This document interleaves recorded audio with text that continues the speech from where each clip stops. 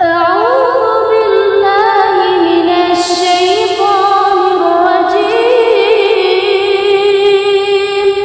بسم الله الرحمن الرحيم لوگوں، جو چیزیں زمین میں حلال طیب ہیں وہ کھاؤ، اور شیطان کے قدموں پر نہ چلو، وہ تمہارا کھلا دشمن ہے۔ وہ تو تم کو برائی اور بے حیائی ہی کے کام کرنے کو کہتا ہے، اور یہ بھی کہ اللہ کی نسبت ایسی باتیں کہو جن کا تمہیں کچھ علم نہیں۔ اور جب ان لوگوں سے کہا جاتا ہے جو کتاب اللہ نے نازل فرمائی ہے اس کی پیروی کرو، تو کہتے ہیں بلکہ ہم تو اسی چیز کی پیروی کریں گے جس پر ہم نے اپنے باپ دادا کو پایا۔ بھلا اگرچہ ان کے باپ دادا نہ کچھ سمجھتے ہوں اور نہ سیدھے رستے پر ہوں، تب بھی ان کی تقلید کیے جائیں گے۔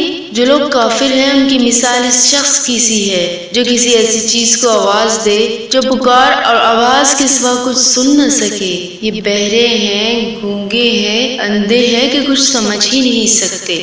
قال رب اشرح لي صدري ويسر لي أمري واحلل عقدة من لساني يفقهوا قولي